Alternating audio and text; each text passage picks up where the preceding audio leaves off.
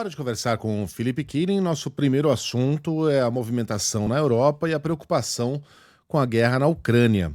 E aí, Kirin, quais são as últimas? Bom dia para você. Tudo bom, Megali? Bom dia a você, Sheila, Carla, a todos que nos acompanham. É uma quinta-feira bastante movimentada aqui na Europa, inclusive neste momento, líderes europeus se reúnem em Bruxelas, na Bélgica, para uma cúpula de emergência. A Europa tenta dar uma resposta unificada diante da ameaça com a retirada do apoio militar dos Estados Unidos à Ucrânia.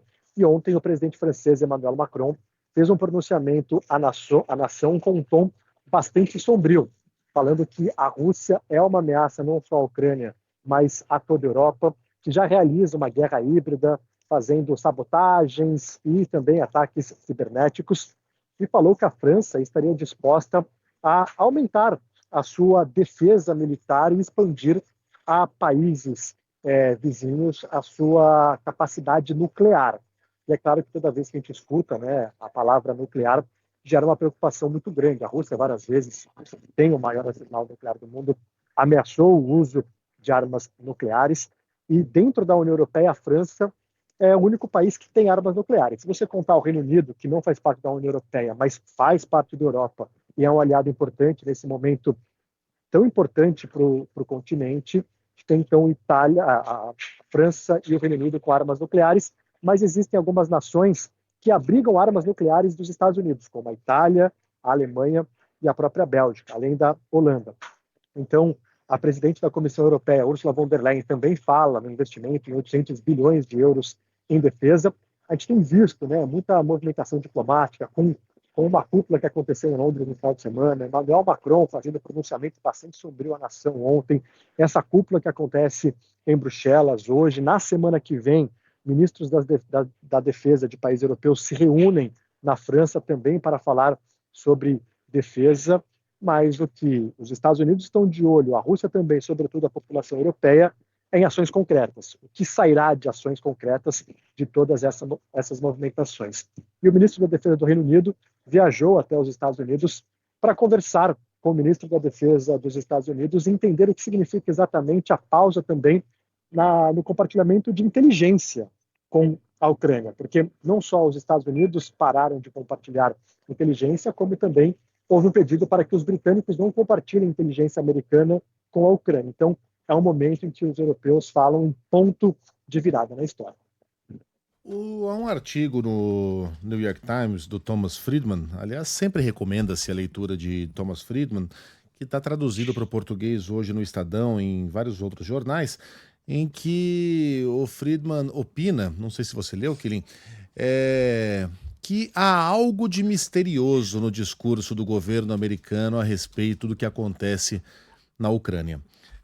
No discurso no Congresso de anteontem, né? Foi na terça-feira. Trump, quando falou sobre o custo humano da guerra, ele primeiro lamentou pelos jovens russos, depois lamentou pelos jovens ucranianos, como se os dois grupos tivessem sido atingidos por um meteoro, né? Como se os dois tivessem sido vítimas de uma tragédia, sem nenhuma motivação, sem nenhuma decisão política, sem ter um lado invadido o outro, não sendo um lado formado por soldados que estão lutando e em guerra, soldados morrem, e o outro formado basicamente por civis. E depois declarou ter recebido sinais fortes de Vladimir Putin de que ele quer a paz, mas não ofereceu detalhes. Aí você junta isso com os tweets recentes do Elon Musk. O Elon Musk publica lá uma imagem até esperta, né? De um tabuleiro de xadrez em que estão todas as peças caídas e ensanguentadas, e ao lado do tabuleiro uma mesa de jantar em que rei e rainha dos dois lados participam de um banquete. A realidade da guerra.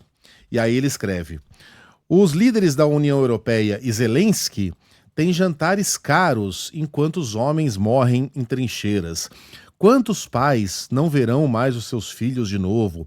Quantas crianças nunca mais verão o seu pai? E ele não cita em nenhum momento Vladimir Putin aqui. É como se Vladimir Putin não fizesse parte desse tabuleiro, tivesse nenhuma responsabilidade pelo que está acontecendo. Então a gente nunca viu em um líder americano, e aí quando eu falo líder americano, eu tô colocando os dois aqui, né, na jogada, tanta complacência em relação a, a uma guerra em que, de um lado, há um invasor, no final das contas, e de outro lado, um povo que tem os seus problemas, é um país extremamente corrupto, a Ucrânia está longe de ser uma santa, mas no final das contas está lutando pelo seu território. E aí opina aqui o Thomas Friedman que quando políticos, especialmente Donald Trump, não chamam as coisas pelo nome que elas têm, nesses casos, alguma coisa elas estão escondendo. O que, que o Trump está escondendo aqui? Ele realmente tem uma simpatia pessoal por Vladimir Putin? É isso? A ponto de fazer tantas concessões antes mesmo de iniciar as negociações com o líder russo?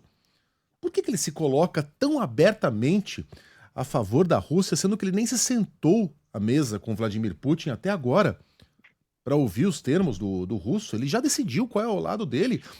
São só os minerais da Ucrânia, é só isso que move Musk e Trump, a ponto de defender tão abertamente um massacre e proteger o perpetrador desse massacre? É realmente algo misterioso para a gente analisar e para a gente ficar atento.